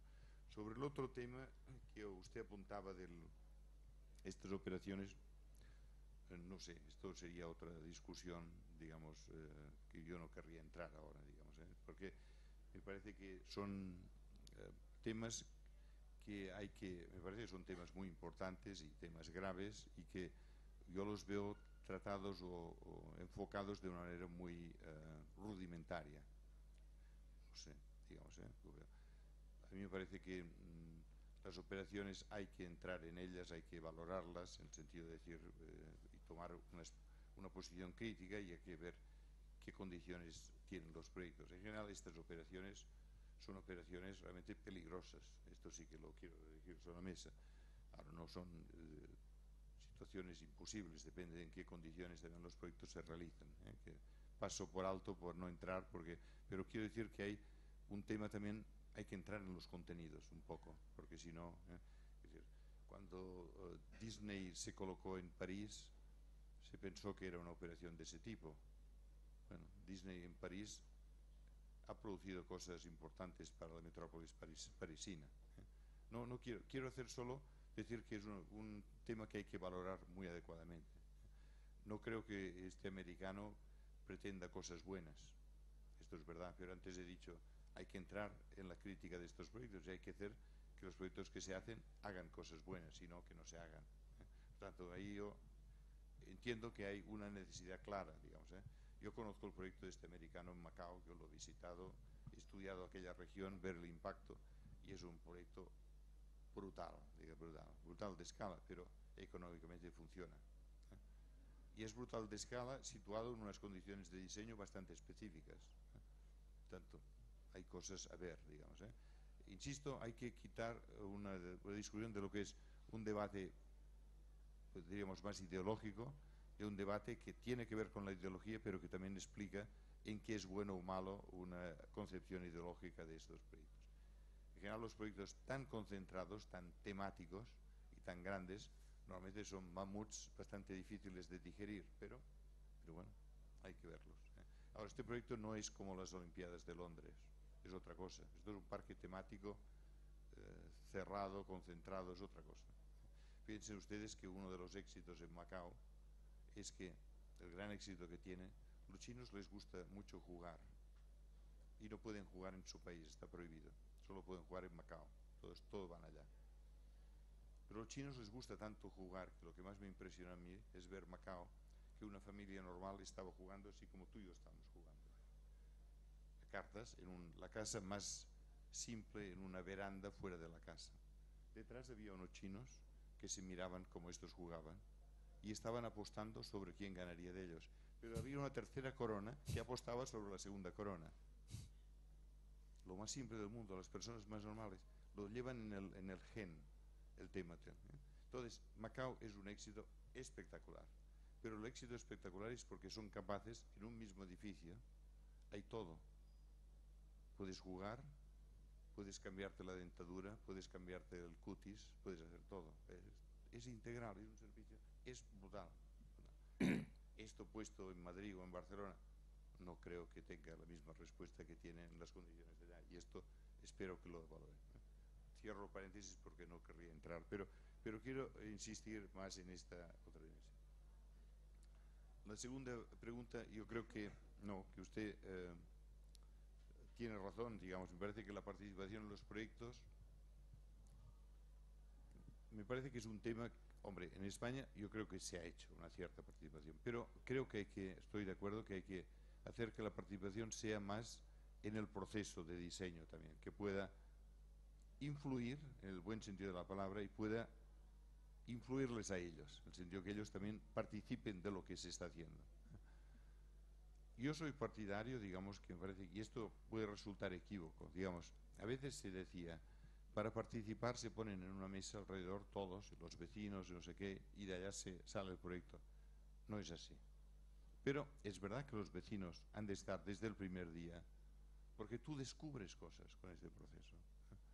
Yo hice un proyecto en Ámsterdam, que bueno, tenía que hablar con los vecinos, y yo propuse hablar, claro, yo no hablo su lengua, pero me entendí con ellos, porque finalmente te puedes entender con las personas. Y descubrí, nadie lo sabía de los que había allá, los que en el fondo eran mis clientes, que aquellas personas lo único que les interesaba, yo les explicaba, que les interesaba solo dos cosas, porque eran turcos, algunos portugueses, algunos españoles, algunos holandeses, eran sobre todo inmigrantes. Les interesaban dos cosas, era la seguridad de los niños en las calles y si las casas que yo estaba viendo tenían cocina o no. Muy importante para ellos. Tanto eran temas que yo descubrí en aquel momento, que claro, había que repensar que el modelo holandés, las cocinas no existen, son parte del comedor, son una cocina americana, que esta gente no era así. Y tenía que tener ventana y luz, porque la cocina era un lugar fundamental para aquel grupo colectivo, digamos. Por lo tanto, si yo hubiera esperado solo al final decir, este es el proyecto, miren qué bonito, no me hubiera enterado de que esto era un elemento y por lo tanto los bloques tenían que ser más así o más así por estas cuestiones. Por lo tanto, creo que hemos de saber, y este es parte de nuestro trabajo, escuchar mucho. Escuchar en el sentido de entender lo que quiere, lo que la ciudad nos dice, los planos históricos de la ciudad, también es escuchar, es leer para entender, ¿no? Digamos. La cuestión de las experiencias que tú pides, yo creo que hay muchas en todas partes, ¿eh? Tampoco creo que se puede hacer un libro solo de las experiencias, pero parece que... Hombre, yo creo que a mí me parece que es muy importante que lo que es más difícil, me parece, en nuestro campo de la arquitectura y del urbanismo es la dificultad de reconocer que necesitamos teoría, pero que hay pocos libros de teoría, o que casi no hay. Pero que la teoría es una cosa que se fabrica a partir de una comunicación de conceptos, una comunicación de experiencias y un asimilaje de unas prácticas que el estudiante ha de hacer, ¿eh? Y esto es muy duro también para el profesor, porque el profesor prefiere más un libro, es decir, hoy lección 5, ¿no? Pero los tiempos están cambiando. Los estudiantes tienen un acceso a los medios brutales. Tanto lo que los estudiantes necesitan es, si me puedo decirlo, me parece a mí que les es útil, más que necesitan, les es útil es tener conceptos para poder navegar en este mundo, que hoy en día, los ejemplos los tienen más a mano que nosotros. Y por tanto, saber que el estudiante puede hacer una lectura de los libros que yo llamo del pasado, que son los libros de la biblioteca, de una manera más sesgada, pero que los libros sirven para crear el pensamiento que luego se puede desarrollar. Y saber que al cabo de 10 años, cuando me plantean otro problema de otra escala, sé dónde refugiarme y dónde moverme. En el fondo, la formación del estudiante es una formación de preparar a las personas para que puedan navegar en muchos mares, en lagos con agua plácida, en mares muy reventados, y por lo tanto han de estar con una gimnasia muy, muy preparada, porque si no serán indefensos, ¿eh? Creo que es muy importante esto. El profesional libre es un profesional que ha de ser muy bien armado, porque es un profesional que ha de sufrir mucho. Yo creo que nuestro campo es un campo fantástico, pero es un campo que necesitas estar constantemente con la espada, ¿no? Chac, chac, chac. Vas tocando muchas, porque es verdad, pero bueno, tú dominas la espada más que nadie, y esto es muy importante, que tú has de dominar la espada mejor que nadie. El cliente no sabe nada del espacio, normalmente, nada del espacio, por tanto, le has de hacer descubrir que tú ves el espacio mejor que nadie y inmediatamente estará detrás tuyo, ¿eh? Y en el fondo el espacio, la buena organización del sistema, la buena disposición de los elementos repercuten en la economía. Tanto pensar, ¿no? La economía se fabrica con la arquitectura también. Y me parece que ahí es un componente que a veces en las escuelas se tiene poco en cuenta, cuánto cuestan las cosas. Me parece fundamental. El estudiante debe tener un sentido de si gasto mucho en la estructura o en la fachada o en el no sé qué o en esto que decía, más en el programa de la vivienda. Hagámoslas. Por lo tanto, esto son cuestiones que me parece que hemos de ser sensibles en el proyecto. Sí, a mí de incidir un poco nada más, no dar entrada a más palabras, pero me gusta oírte ese planteamiento de contra la cultura del no, en la que yo creo que tantas veces los urbanistas hemos caído probablemente en España más que en otros lugares, ¿no? La cultura del no que proviene de nuestra historia, ¿no? de nuestra historia de los últimos 80 o 100 años, ¿no? O 50 años. Entonces, esa osadía en el mundo académico yo la veo clave, o sea, esa osadía, siempre que venga luego detrás una evaluación crítica de tu propia osadía, ¿no? Yo creo que ahí hay que romper también muchos moldes en el campo académico y sacarlo luego a la calle, ¿no? O sea, me ha gustado oírte a lo largo de la charla más de una vez hablar de la creatividad como nuestro reto, ¿no? Como nuestro reto. Cuando hablas de nuestro reto, estamos hablando de los arquitectos, pero bueno, yo creo que la sociedad tiene que ser más osada y en los próximos años seguramente mucho más osada. Pero ahí tenemos nosotros una responsabilidad ética, que tú dices, de arriesgar con la osadía, siempre que luego a su vez tengas la humildad de la autocrítica, ¿no? Yo creo que ahí está la clave de nuestro papel. Yo no sé si el urbanismo de los arquitectos o para los arquitectos, la escala intermedia, no hay fronteras entre el urbanismo y la arquitectura. No me preocupa eso, o sea, me preocupa ese manejo de la osadía con la ética detrás. Tú lo hablabas con el coste, cuánto cuestan las cosas, dónde pongo el dinero, de dónde saco estos dineros, osadía más humildad, osadía más autocrítica. Yo creo que ahí está la clave de nuestra función en las escuelas. Hemos hablado mucho de las escuelas y yo creo que está estupendo porque creo que es lo que hoy aquí pedía la asistencia importante de alumnos. Pediríamos nuevas palabras. Sí, nos queda un poco de tiempo. No nos queda tiempo porque Mucho. es que el profesor Busquets se tiene que ir corriendo al aeropuerto y vamos a respetar su petición, que nos ha dicho que a las 9 tenía que salir yendo para allá. O sea que lamento si alguien tenía alguna pregunta, pero no tenemos tiempo para más. Solamente agradecerte tu presencia aquí y agradecerte efectivamente esta visión optimista que nos has dado, que coincide, yo creo, mucho con el planteamiento que estamos haciendo nosotros de esta revisión de los fenómenos urbanos ampliamente entendidos, porque lo primero que nos estamos considerando es la nueva dimensión del fenómeno urbano, lo que llamamos esta cosa que nos hemos inventado, que llamamos el espacio-ciudad. Hemos abandonado la ciudad y hablamos del espacio-ciudad como una cosa más ambigua, en una condición más abstracta de cuál es el espacio de preocupación de los fenómenos urbanos, pero siempre también desde esta capacidad que nosotros defendemos y que nos preocupa mucho, que no tanto utilizamos la palabra creatividad como la palabra propositivo, es decir, una actitud propositiva respecto a la ciudad que nos haga abordar sobre todo las nuevas fenomenologías que estamos viendo. No sé si estamos viendo nuevos espacios o nuevas cosas en la ciudad, pero sí que estamos viendo seguro nuevos fenómenos que yo creo que tenemos que abordar. En ese sentido, te agradecemos mucho tu visión que nos has dado para esto y esperamos verte más veces por aquí. Muchas gracias, Joan.